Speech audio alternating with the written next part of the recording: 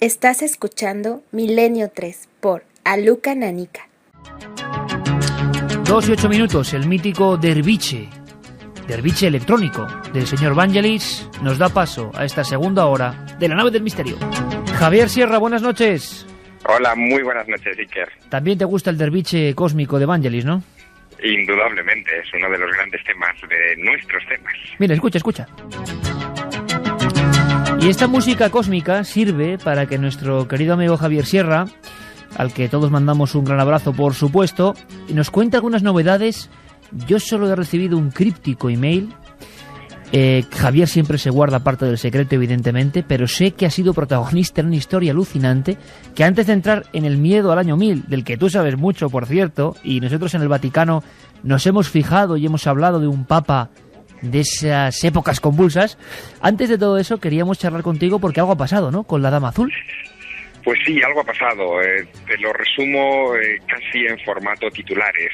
24 horas antes de que el presidente de los Estados Unidos, Barack Obama, el presidente electo de los Estados Unidos, Barack Obama, nombrara secretario de Comercio a Bill Richardson, el gobernador de Nuevo México, este hombre, Bill Richardson, firmaba un acuerdo de hermanamiento del Estado de Nuevo México, unos 194.000 kilómetros cuadrados, con la villa soriana de Ágreda, en Soria, que tiene apenas 165 kilómetros cuadrados. Y ese hermanamiento se ha hecho por primera vez en la historia en base a un fenómeno sobrenatural. Las bilocaciones de Sor María de Jesús de Ágreda, que en el siglo XVII sirvieron como pretexto a los misioneros españoles para cristianizar a miles de indígenas que fueron milagrosamente convertidos por esa mujer que se apareció al otro lado del Atlántico, pues usando el don de la bilocación, y que fue el eje de mi novela La Dama Azul. Y este prodigio del siglo XXI ha sido en parte motivado, por la publicación de mi novela A ambos lados del Atlántico, por el hecho de que Bill Richardson, esta mano derecha en asuntos económicos de Barack Obama, leyó el libro y se fascinó con él, y se impulsó ese acuerdo de hermanamiento. Así que la próxima vez que los milenarios se acerquen a Ágreda, dentro de unas semanas, cuando entren en la villa van a poder ver aquello de Ágreda, hermanada con el estado norteamericano de Nuevo México. Ahí está. Aquello de que la misteriosa Dama Azul, de la que tanto hemos hablado en estas ondas de la cadena SER, esa Dama Azul que, según escribías, Javier, todavía su recuerdo, su vibración, se siente en las últimas comunidades indígenas, y las madres atrapan a los niños, los agarran fuerte, y cuando algo extraño pasa en la naturaleza dicen que la Dama Azul está cerca. Esa monja que tantas casualidades, tantas historias, bilocaciones, fenómenos puramente sobrenaturales, paranormales, consejera de reyes importantes, de Felipe IV, creo que será la única vez en la historia que un fenómeno que podría entrar de lleno en expedientes X auténticos de la Iglesia consigue hermanar a dos puntos tan lejanos del planeta. Tú sigues alucinado, imagino, con las cosas que pasan con esta mujer. Pues sí, la verdad que no paro de sorprenderme con cada nuevo giro de los acontecimientos en torno a este personaje. Y fíjate, una cosa muy llamativa es que, ese acto de hermanamiento que se realizó el pasado 2 de diciembre en el Capitolio de Santa Fe, en el, edificio de gobierno del Estado de Nuevo México, me dio la oportunidad de charlar con el gobernador Bill Richardson sobre ese territorio tan especial que es Nuevo México. Especial por muchas razones. Sabes que no solamente ha sido el escenario de las apariciones de la Dama Azul, sino también de otros asuntos que, a mí particularmente me son muy afines, como por ejemplo el famoso accidente del OVNI de Roswell en el año 47, y que tanto ha influido en la historia contemporánea de los no identificados. Pues bien, charlé también con Bill Richardson sobre el asunto de Roswell. ¿Me quieres decir, Javier, por lo que intuyo, y te veo venir, que la mano derecha de Obama es un fanático, en el buen sentido, experto sobre el tema Roswell?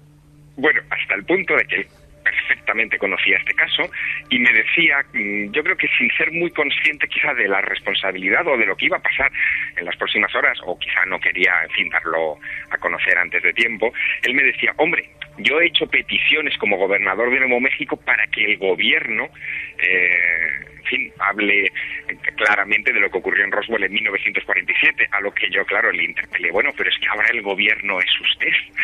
Él se rió, no quiso hacerme más comentarios al respecto, pero no deja de ser curioso... Que te deben estar llamando de la CIA, ¿eh? Claro, no deja de ser curioso que Bill No, Richardson... es que se está colando un teléfono, Javi. Javi, Te lo decía lo de la CIA porque se está colando una especie de señal telefónica extraña. Va a ser Eva con el móvil. Y digo, está hablando de Bill Richardson, del gobierno de Roswell, y Santi me ponía una cara diciendo, ya están interviniendo, ¿no? En este instante. Bueno, quién sabe, pero igual sí que vienen acontecimientos interesantes respecto a los secretos oficiales en Estados Unidos. Piensa que, lo que representa Barack Obama es un poco la continuidad respecto a la ley de secretos oficiales en Estados Unidos de lo que hizo Bill Clinton. Y Bill Clinton ha sido el presidente en la historia de ese país que más documentación secreta ha liberado en estos años, ¿no? Santi, ¿a ti qué te parece que esa mano derecha, claro, los asuntos económicos son lo que son hoy en día, en la forma de gobernar y llevar la nación más poderosa del planeta, le haya dicho a Javier Sierra que ha planteado varias veces eso, saber más de Roswell? O sea, quiere decir que no le satisfacen completamente todas esas explicaciones más o menos tibias, intentando quitar misterio al asunto. No deja de ser curioso, ¿eh? Pues sí, porque al menos lo que yo sé de Bill Richardson, él mantenía una postura muy interesante. Y era que públicamente ha dicho que él no creía en platillos volantes, pero que estaba firmemente convencido de que no se ha dicho toda la verdad del caso Roswell. Lo cual abre el abanico también de hipótesis de una manera muy interesante. O sea, que es un político, nunca mejor dicho, ¿no? Efectivamente.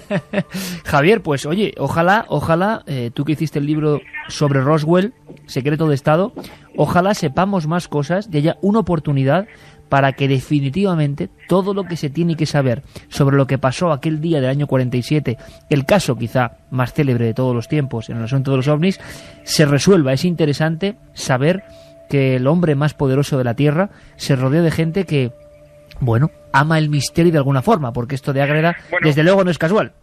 Claro, hombre, piensa que el hombre más poderoso de la Tierra en estos momentos, pues ya tiene un ejemplar de la Dama Azul, por supuesto, dedicado, y tiene también un ejemplar de La mística ciudad de Dios, el libro místico de la Dama Azul, que fue entregado en ese acto de hermanamiento para él. Pero piensa también una cosa que a mí me hizo reflexionar mucho después de mi charla con Bill Richardson. Bill Richardson terminó de hablar conmigo diciéndome, hombre, fíjate en una cosa. El lema de nuestro estado, el lema oficial de nuestro estado, es Land of Enchantment, que significa tierra de encantamiento. Así que, en un estado que tiene ese lema puede ocurrir de todo. Oye, Javier, va a contarnos ahora unas cosas, Carmen, sobre el Papa Mago. Si tuvieras que hacer alguno de esos titulares tuyos o fotografías sobre este hombre, ¿qué dirías en titulares? ¿A ti qué te inspira este hombre? Hombre, yo sé el Papa del año 1000. Exactamente, siempre que pienso en el Papa Silvestre, pienso en el Papa de la cabeza parlante. Creo que es uno de los grandes misterios que rodearon a este hombre, un señor que decía que tenía una cabeza que respondía, era capaz de responder a todas las preguntas, y que incluso el propio Miguel de Cervantes llegó a incorporar una de esas versiones en el Quijote, ¿no? Bueno, pues ahí queda dicho, y nos das pista para adentrarnos, para pasar de Ágreda y Roswell al año 1000. Javier, te mando también un abrazo porque tú lo sabes, perteneces a esta familia de la nave del misterio y los datos han sido de audiencia, de amigos que nos siguen y que te siguen más que satisfactorios. Así que un abrazo cósmico, compañero. Un abrazo, felicidades y muy mágicas noches. ¿Os recuerdo con esta música, Juanje, Carmen? Hombre, ese viaje maravilloso que hicimos a Chile, aquella expedición por Atacama, Isla de Pascua, Santiago, la capital. Memoria musical, eso me gusta. Hermosos, qué día más ¿verdad? hermoso. Cómo se veían los amaneceres, cómo se veían los atardeceres, cómo se veía la carretera y el desierto con esta música de verdad prodigiosa. Planeta Encantado, una obra de JJ Benítez, musicalizada y que de verdad nos parece espectacular. Fue nuestra guía musical. Escucha, Juanje. Y con estos ecos os invito a otro viaje. Antes de ese año 1000, un lugar del que se ha hablado, y nada es casualidad, con el asunto del hombre de Orce. Se supone que quizá primeros homínidos pasaron por el estrecho de Gibraltar. Gibraltar sigue siendo un enorme desconocido para el gran público, pero allí pasan cosas. Tan es así que un compañero nuestro de la cadena SER, Rubén García, nos ha hecho un reportaje donde se habla de apariciones, de túneles que conectan diferentes entornos. ¿Os acordáis del eterno mito, no? Cuando hay un convento, una iglesia, en el túnel que aparece, Cadáveres, ¿de qué? normalmente de niños. Ah, ¿ves? Bueno, aquí dicen que el hallazgo es real. ¿Lo escuchamos? Vamos a oírlo. Vamos a Gibraltar. Gibraltar sigue siendo sinónimo de conflicto, de guerra, de conquista, pero también de leyendas, espantos e historias, de fenómenos paranormales. Hemos quedado con Tito Vallejo, historiador gibraltareño ya jubilado que adora esta ciencia. Él ha elaborado, fruto de su investigación, un libro en el que aparecen dibujos extraños, fotos antiguas y un plano del poblado que rodea el peñón. Sobre él, una ruta marcada de túneles subterráneos y misteriosos y una serie de conventos sobre los que yacen muchas leyendas. En el tiempo nos trasladamos a los siglos XV y XVI. En aquella época era costumbre de enterrar a la gente en los recintos del convento, de la iglesia, porque había muchas iglesias también. Sobre estos conventos de historias escalofriantes se siguen descubriendo cosas. Casi todos tienen algo en común: las apariciones frecuentes desde entonces hasta estos días de misteriosas monjas de la época. La más famosa, la del convento del gobernador. Hasta allí nos fuimos. Gillian Williamson es el secretario del actual gobernador. La última vez que alguien dijo que la había visto era octubre del 07. Y está vestida de gris, porque en esos tiempos vestían de gris. Dice que jovencita, 15, 16 años. Dicen que muy guapa, con pelo largo. De ella se dice que se enamoró de un cura y ambos pretendieron escapar en un bote. Él murió ahogado, ella fue enterrada viva. Alex lleva casi 30 años trabajando como seguridad en lo que en el siglo XVI era en Gibraltar conocido como el convento del gobernador. No, nunca la he visto. Lo único que sí ha escuchado de crujir el suelo cuando está patrullando de noche, o ha tocado el timbre para el servicio de camareros, ¿no?, que están aquí, y después no han visto nada. Otro convento conocido por sus leyendas es el de la Merced. Sobre él está previsto que nazca en breve el Instituto Cervantes. Allí trabajó durante más de 40 años Luis. Nunca vio nada, pero también escuchó testimonios. Decían que había un fantasma, y en el despacho mío era precisamente ese. Historias de monjas, conventos, religiosos, hay gran cantidad. Tito Vallejo nos vuelve a contar otra leyenda, la de la clínica del doctor Giraldez, en la que el mismo doctor y su enfermera vieron otro espectro, y la curiosa historia del convento de Loreto. Y en el convento de Loreto, que está en la parte de Europa, también se ve otra monja, y esa monja se ve de rodillas. Bueno, se veía de rodillas, decían que iba de rodillas, pero hasta que se hizo una obra en el edificio y quitaron los suelos de madera para destapar un suelo original que había de losa un poquito más para abajo. Quiere decir que el espíritu se estaba andando por el suelo original. Bajo tierra en Gibraltar existen hoy en día oscuros y ocultos túneles subterráneos. Están sellados y son como catacumbas. Los que lo han visto dicen que hay muchos restos de enterramiento, ¿no?, de enterramiento de monjas, de curas, con sus reliquias, y todavía están ahí. Y una de las cosas más fascinantes que me cuentan es que en las paredes están los soportes para poner las antorchas. El misterio al otro lado de la verja se remonta a tiempos muy recientes. Hace 20 años aparecieron esqueletos en una obra cercana a la clínica del doctor Giraldez. 2 décadas antes aparecieron huesos de personas, todas ellas con origen religioso. Entonces, hace unos cuantos años, no te estoy hablando de mucho, unos 30 o 40 años, estaban escarbando allí en la calle y aparecieron muchos esqueletos y restos de curas y monjas con libros de misa, con Biblia en las manos, con rosario, con crucifijo, y también amanecieron cuerpos de niños chicos. Es Gibraltar, cuna histórica de conflictos, sobre la que yacen numerosas historias misteriosas, todas ellas, la mayoría, todavía sin resolver. Una noche antes del año 1000, la humanidad tiembla de terror. La profecía del Apocalipsis parece que se va a cumplir. Las aldeas se abandonan. Hombres, mujeres y niños aguardan en el interior de iglesias y catedrales. Entre lamentos, entre chillidos, hay quien apunta al cielo, afirmando que ya están llegando los ángeles exterminadores. Poco antes del milenio, la cristiandad cree firmemente en el fin de los tiempos, y es justo en ese instante cuando cobra importancia la figura de un misterioso pontífice, el Papa Mago. Y es que suenan tambores de guerra, pero de guerra humana, del colectivo global. La sensación de que la profecía del fin de los tiempos está ya aquí. Es El año 1000, queda muy poco para el año 1000. Y nuevos terrores y nuevos miedos asolan el mundo. Es entonces cuando se hace fuerte la biografía de este hombre, Carmen, que esta noche queremos conocer. De Herberto de Aurillac. Nació en una localidad francesa de Auvernia hacia el año 945 de nuestra era, y la leyenda cuenta que en el mismo instante en que venía al mundo, un gallo cantó 3 veces en un valle de Jordania y su sonido se escuchó hasta en Roma. Desde pequeño fue un niño inquieto, sentía curiosidad por todo, y esto le lleva a ir a ver a Andrade, un ermitaño de la zona a la que todo el mundo temía.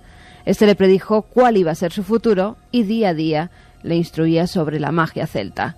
Con tan solo 12 años ingresó en una abadía cercana después de que unos monjes vieran cómo el precoz inventor tallaba un tubo para observar las estrellas. Tal inteligencia no podía ser desperdiciada, pensaron.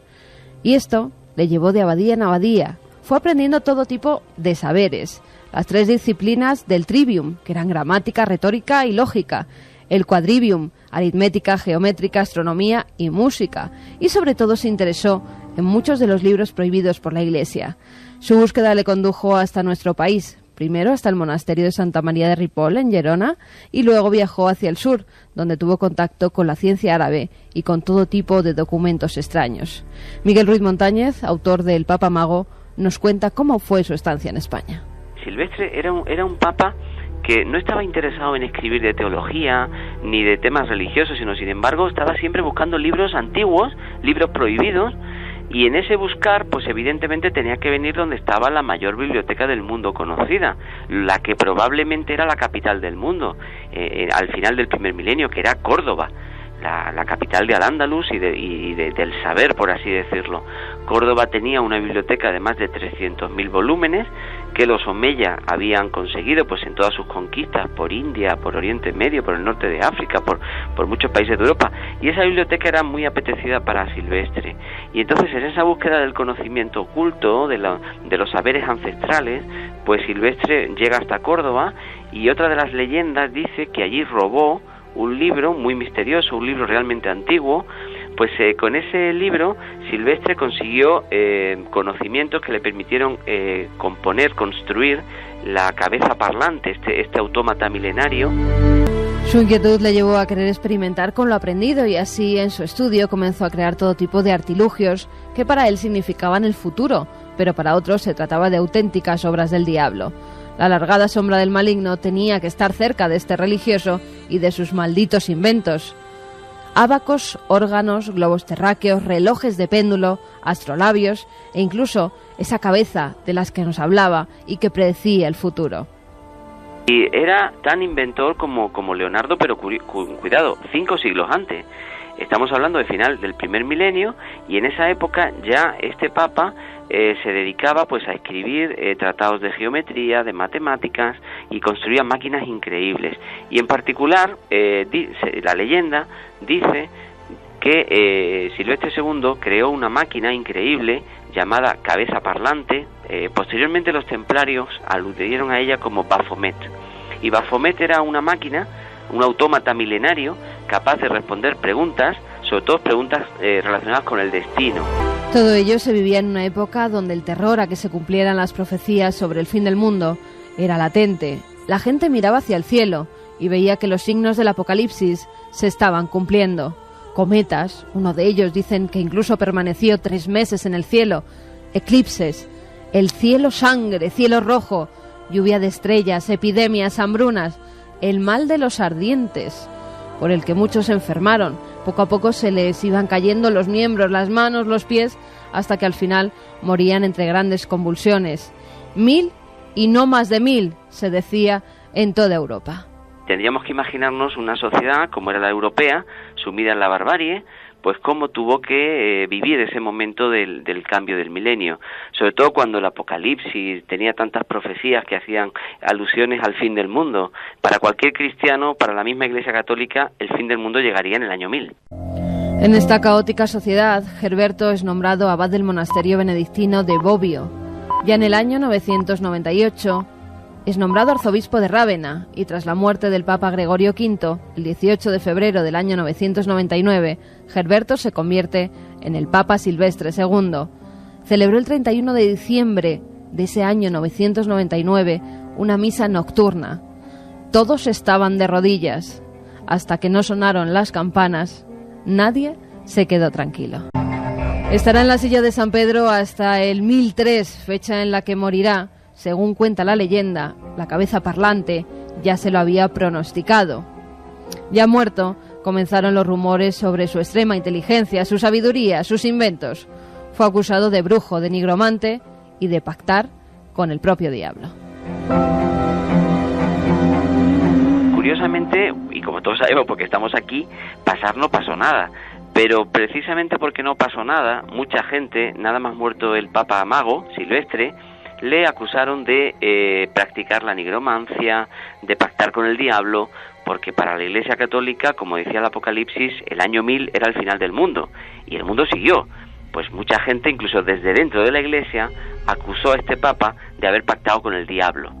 Se decía que incluso momentos antes de su muerte, el mismo Silvestre II sintió remordimientos de haber pactado con el maligno, que ordenó que su cuerpo fuera cortado en trozos y no fuera enterrado en un recinto sagrado. La leyenda sobre sus restos siguió hasta el siglo XVII, justamente hasta que el Vaticano ordenó que se abriera esa tumba. Sin embargo, cuando en 1650 aproximadamente pues se abre su tumba, la tumba que estaba en San Juan de Letrán, en Roma, pues curiosamente nada más quitar la lápida, el cadáver se evaporó. Quedó una ceniza muy fina, y de los restos de Silvestre no quedó absolutamente nada, algo que llamó mucho la atención a todos los presentes. Incluso después de muerto, este Papa daba mucho que hablar. Tal vez sí que alguno de nuestros oyentes se acuerde de las imágenes de muchos fieles tocando una piedra en Roma, una especie de tumba, ya muy pulida casi, el dibujo que tenía desdibujado. Todos esperando al lado de esa tumba cuando estaba muy cerca la muerte de Juan Pablo II. ¿Y por qué?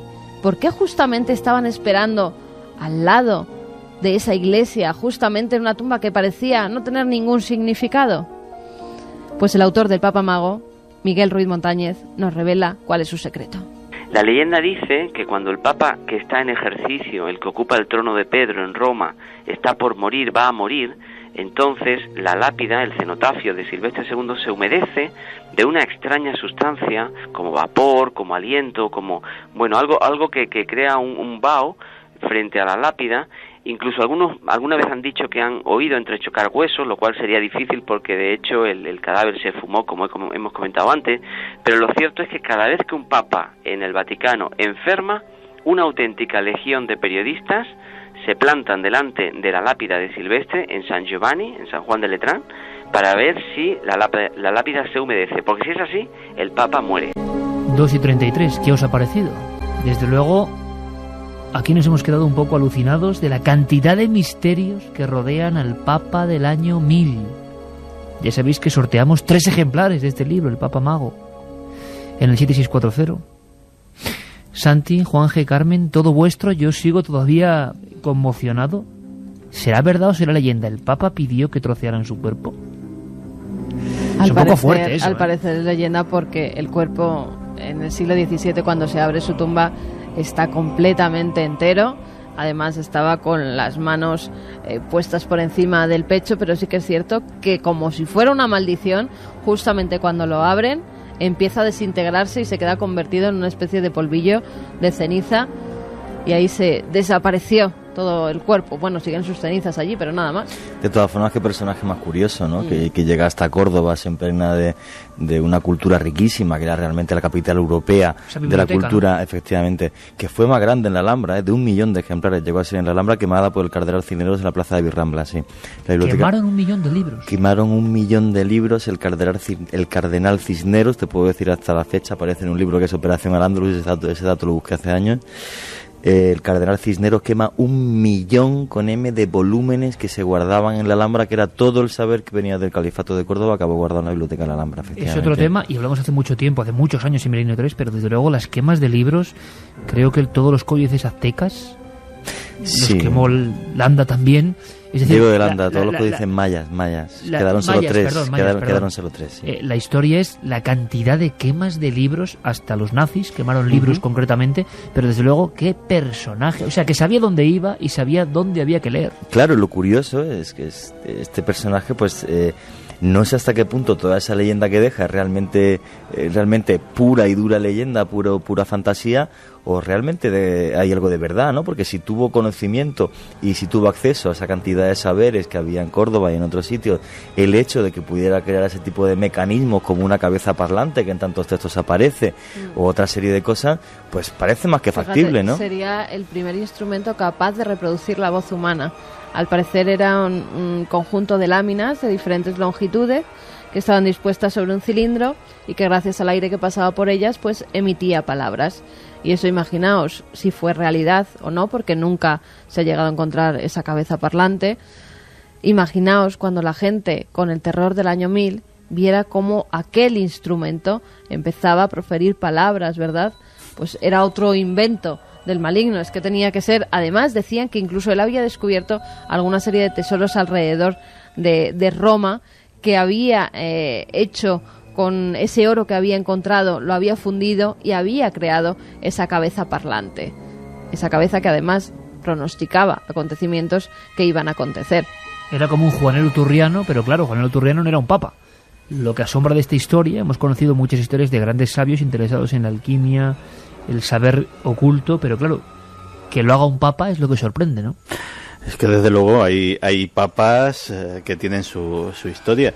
Y es que efectivamente, imagino, como muy bien nos contaba Carmen, el terror, que ya dentro del terror del propio año 1000 tenía que generar las actividades de este buen señor. Sí, coincidió en esa época que es la más crucial de la antigüedad. Sí, pero además es que en aquella época lo de los papas no era precisamente como ahora.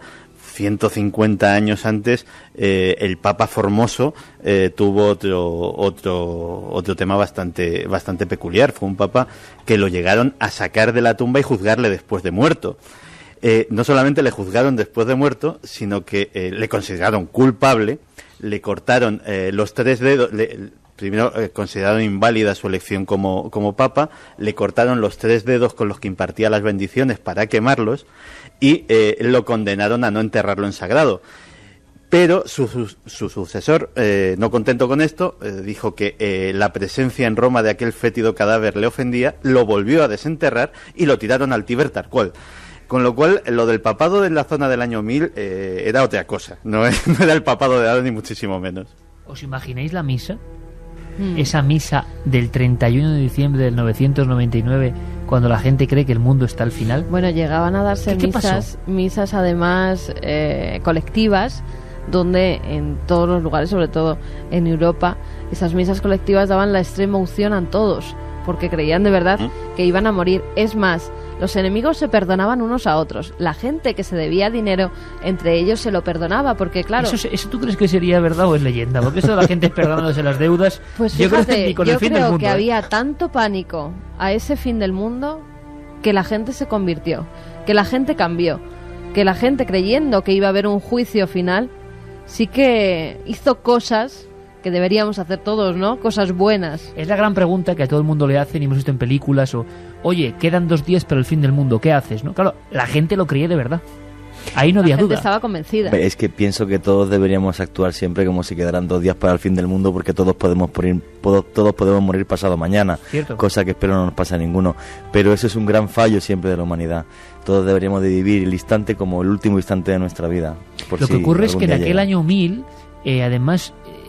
no es fácil para la Iglesia, porque surgen un sinfín de escisiones, de sectas antiquísimas. Los primeros pasos de los adamitas, dulcinitas, joaquinitas, ya hacen de las suyas, o lo que serán luego esas sectas, ¿no? Y desde luego es un tiempo muy convulso. La gente, imagino lo que podían ser, se hablaba de los predicadores por las calles, ¿no? Que tenían más fuerza que nunca para saber que ese era el día del fin. Y si tuviéramos una máquina del tiempo, desde luego sería una de esas fechas para acudir, ¿no? La última noche del año 999, con esa misa, ¿cómo podía estar la gente, ¿no? Pensando que llegaba la última hora. Pero es que además todo indicaba que llegaba la última hora.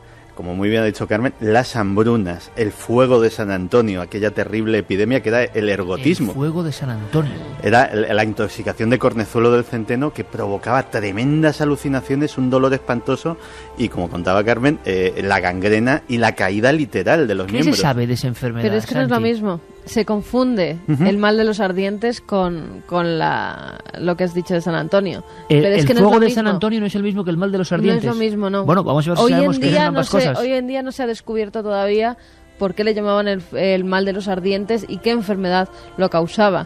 Sí que sabe que empezaba como una quemazón terrible en lo que eran las manos, los pies, iba subiendo por todo el cuerpo hasta que algunos miembros llegaban a caerse y moría con fuertes convulsiones. Caerse significa engrenarse, claro, sí, a pudrirse. Claro, a pudrirse, y eso hacía que se amputaran los miembros. Entonces, hoy por hoy, no se sabe científicamente qué mal causaba eso. Y sin embargo, el famoso fuego de San Antonio era acompañado de alucinaciones. O sea, además la gente no solo se retorcía de dolor, sino que estaba viendo cosas Espantosas. Y de ese, en todo el siglo XI, hubo no una, sino 4 epidemias, en 1042, 76, 89 y 94, que se llevaron a muchísima gente por delante.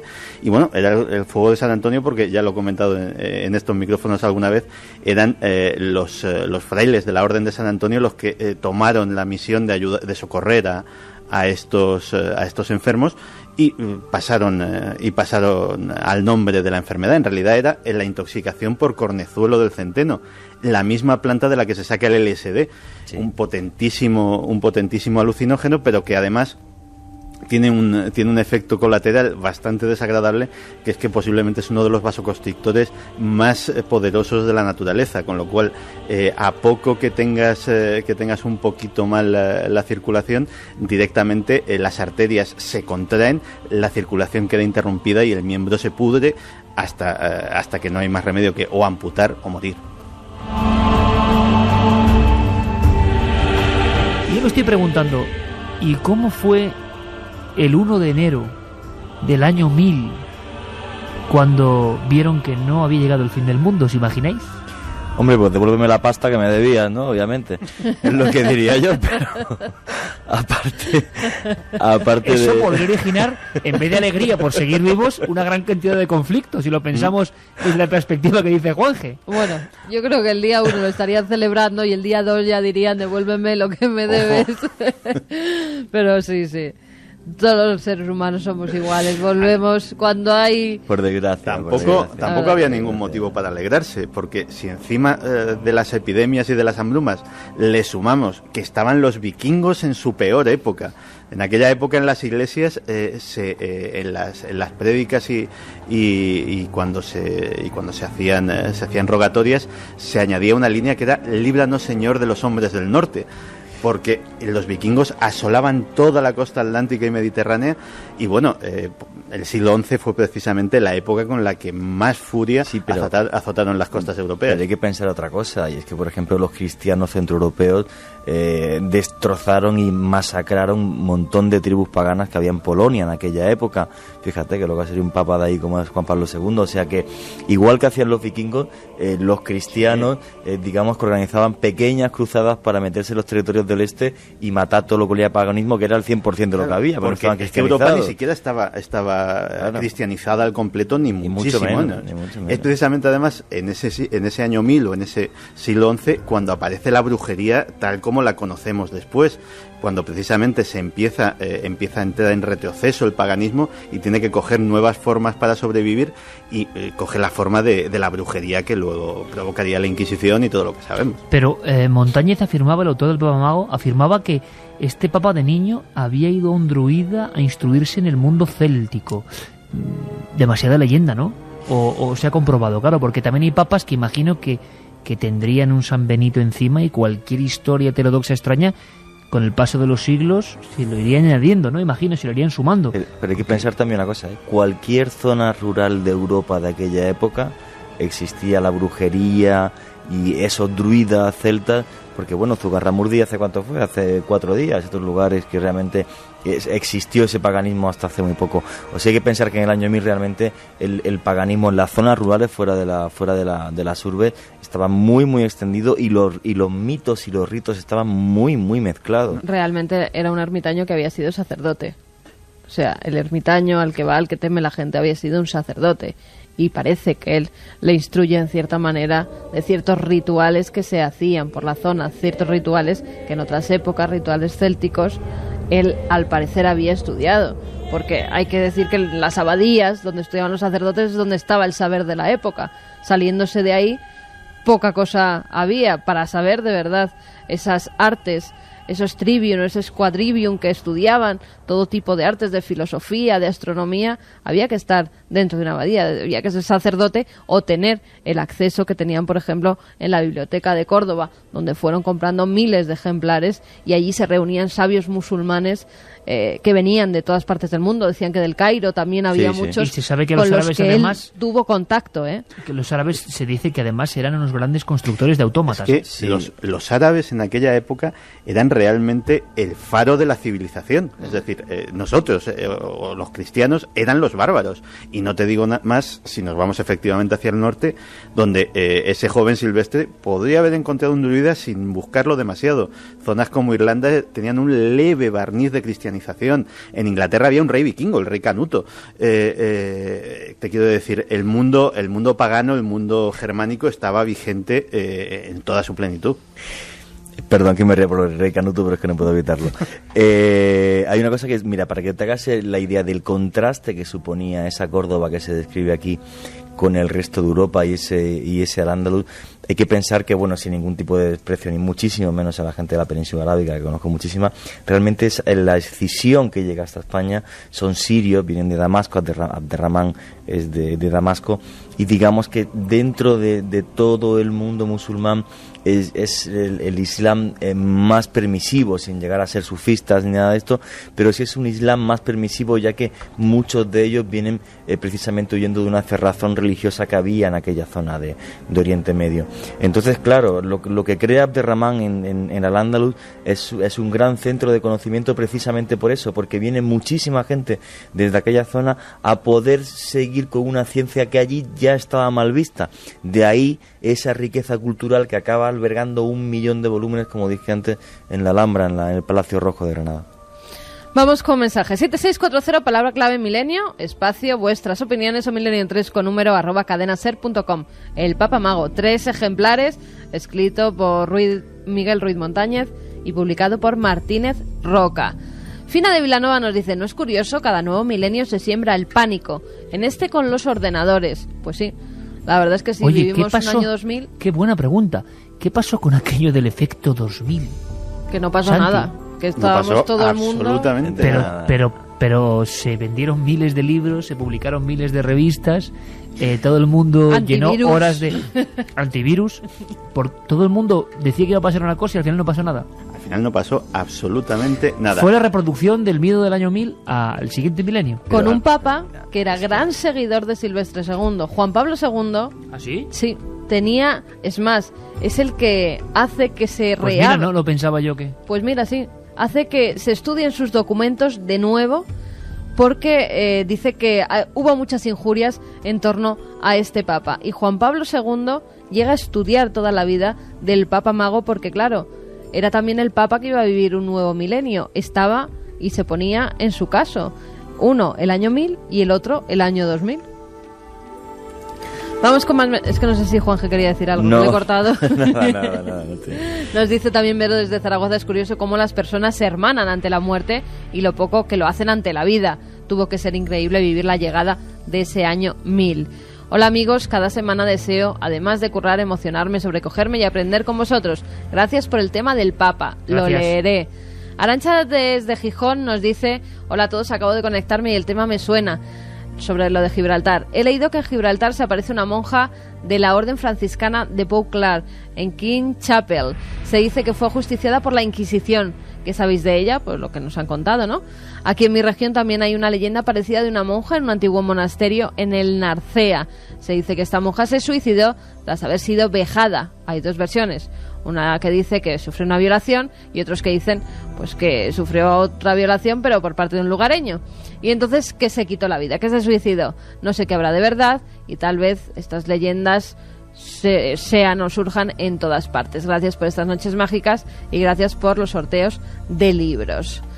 Vamos con más. Nos dice Carlos Fernández, muy curiosa la historia, que sabéis de la mujer papa llamada Juana. Bueno, un día la contamos porque también es una historia maravillosa. Dicen que dio a luz en una procesión. Pero es cierto que se sigue... La papisa. Eso es leyenda total, ¿no? Que se pone una especie como de silleta donde sentaban a los papas para palparles. Sí, dicen que después de que para que no se colase ninguna mujer. Eso es, que después de que se les colara una mujer en el papado, que diera además a luz ante todo el mundo en una procesión, pues que se hizo una especie de trono. No. Hombre, pero la historia de papisa Juana es una leyenda, ¿no?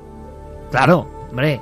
Siempre navega ahí entre la verdad, la leyenda, los documentos. Un día lo contamos. Es más leyenda que vamos. Un buen tema, un buen tema para hablar, Sí, un buen tema para hablar. Un día lo contamos, pero sí que es cierto que se dice que hicieron una especie de trono, Santi, por donde antes de ser nombrado un papa, pues le palpaban para ver si tenía sus partes de hombre, masculinas. No, un día tenemos que hacer un tema de mujeres que han pasado a la historia viviendo toda su vida haciéndose pasar por hombres. Buenísimo, te lo compro ahora mismo. Venga. Hombres, o sea, mujeres vestidas o haciéndose pasar por hombres. Generales, compositores. Guerreras. Hay unos cuantos, efectivamente. Buenísimo. Guerreras hubo unas cuantas, buenísimo. Vamos con más mensajes. A ver, nos dicen: hola milenarios, el año 1000 no me extraña el pánico de antes. No se olviden el pánico de este fin de siglo, también nos dicen. Piquera desde Villafranca de los Barros. ¿Baphomet no era el demonio al que adoraban los templarios? Era un ser con cabeza de cabra y aparece sentado. No. Lo contamos luego, porque ahora viene Teo Rodríguez, que, ¿os acordáis? Esta extraña historia, que va como los folletines por capítulos, nos habla de un investigador que empieza a investigar el asunto de los encuentros con ovnis. A la vuelta muchas cosas, entre ellas la conspiración del SIDA o los tuaregs, o tantas y tantas historias que quedan aquí en nuestro archivo particular. Ahora conectamos con Teo Rodríguez y este investigador que después de unos sueños empieza a seguir la pista olvidada ya casi por todos de los encuentros. Anteriormente, en Encuentros. Rafael señaló con su dedo índice hacia arriba. Los de ahí arriba se han fijado en ti por algo. Me sentí abrumado. ¿Por dónde debía empezar? No tenía nada. ¿Cómo que no tienes nada? Tienes esa fecha. Tienes un lugar. Ve allí. Encuentros.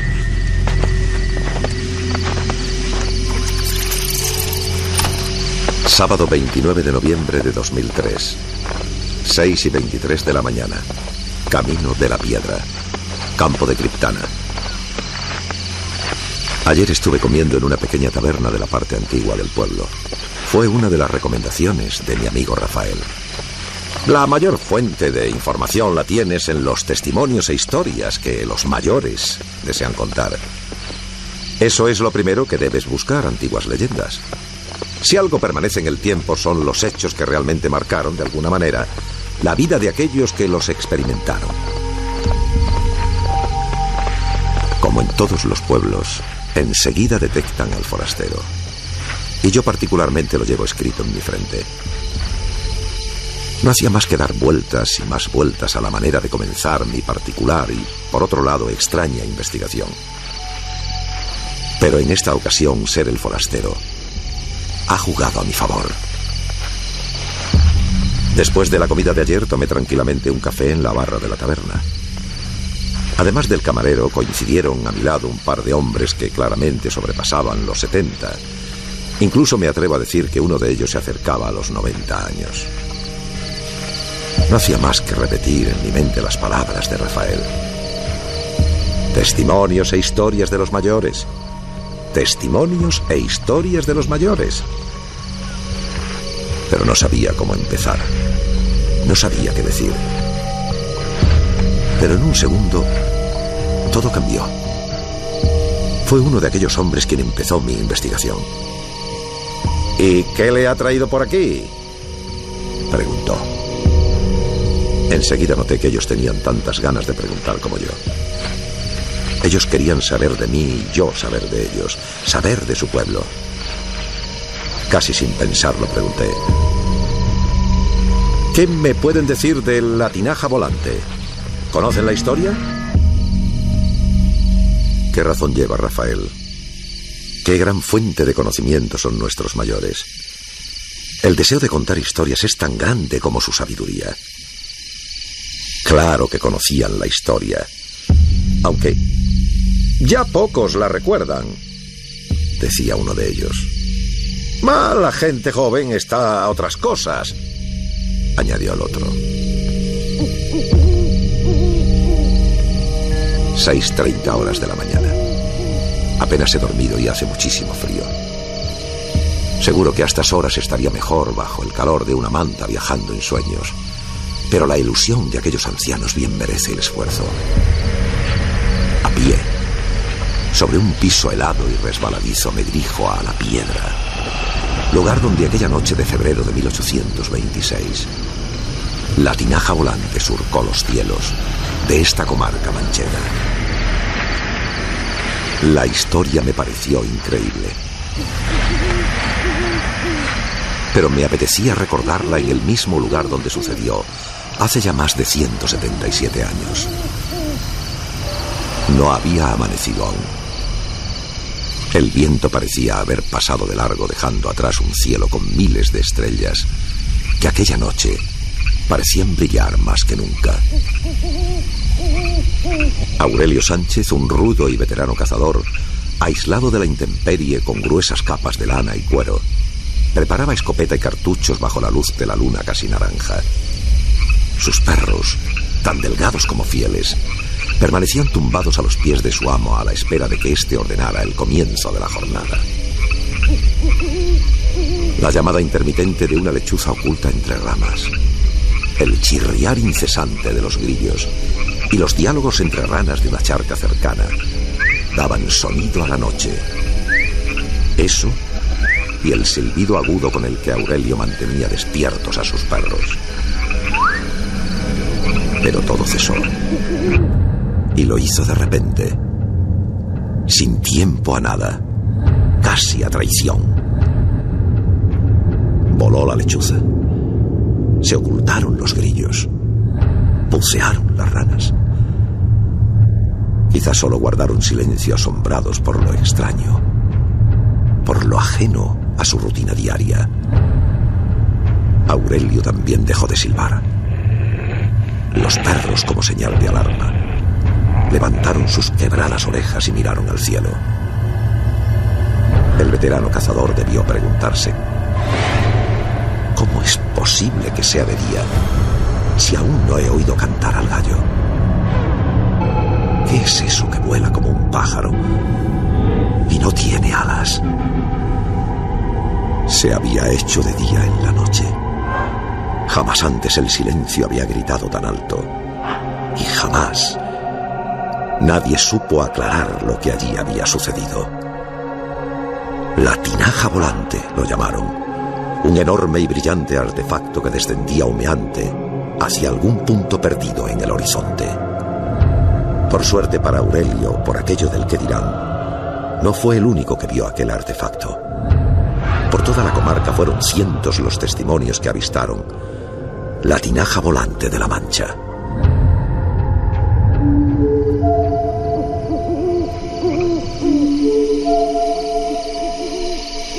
Ahora, sentado en la misma piedra donde el cazador pensó como presa, viajo en el tiempo hasta aquella fecha, intentando dibujar en el cielo la figura de aquel objeto que la gente de este lugar dibuja en sus recuerdos, de la misma manera que lo han hecho en esta arrugada servilleta que tengo entre mis manos.